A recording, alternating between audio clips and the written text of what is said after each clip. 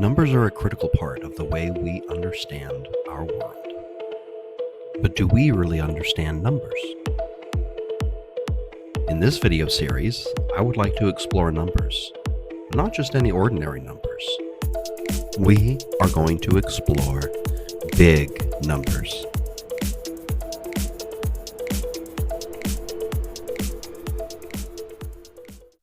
In my previous video, I talked about a few familiar numbers. But let's move on now to some larger numbers that can begin to answer questions like, how many grains of sand are in the world? Or how many stars are in the sky? As far as sand goes, a very rough estimate will bring us to around 7 quintillion grains of sand.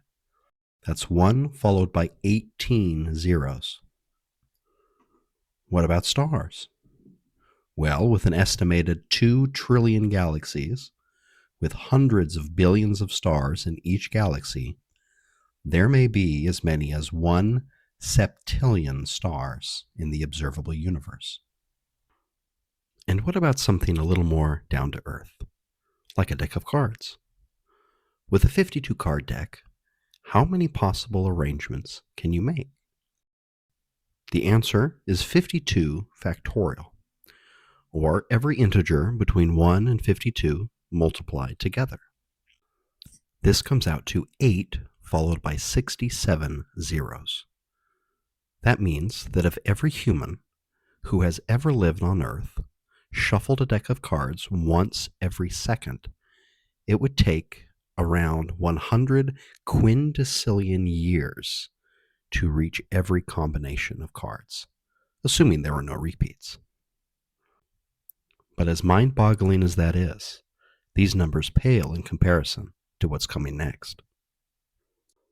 In 1920, 9-year-old Milton Serrata was asked by the mathematician Edward Kasner, her uncle, to suggest a name for a large number.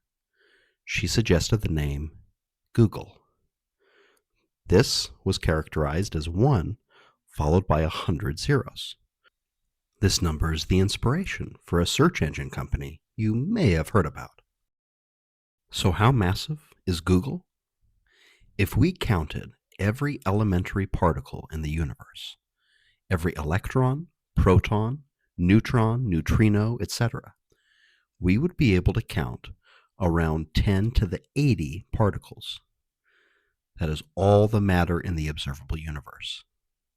Still not quite a Google. But of course you're thinking, the universe is mostly empty space, right? And you would be right. So the Greek thinker Archimedes suggested packing the universe full of sand and counting the grains to gain an appreciation of its size. So if we removed all other material from the universe and packed it full of sand, we would use 10 to the 95 grains of sand. Now the way exponents work, that means we would need 100,000 universes the size of ours, all packed with sand, to reach a googol grains of sand. But now, let's take a massive leap forward. Edward Kasner also suggested a number much larger than googol. If 1 followed by 100 zeros is a googol, what is 1 followed by a googol zeros?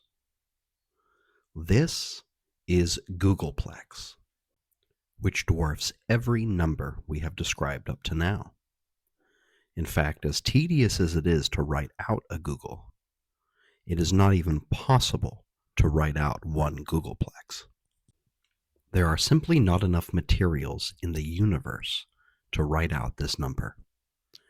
And no computer or combination of computers in the world would be able to count to a googolplex, at least not before the heat death of the universe. This is a number we cannot count to or visualize in its entirety. The best we can do is think up creative ways of describing how big it is.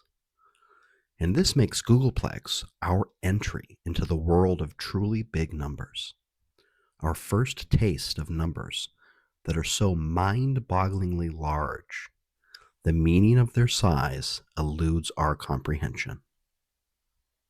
And we are just getting started.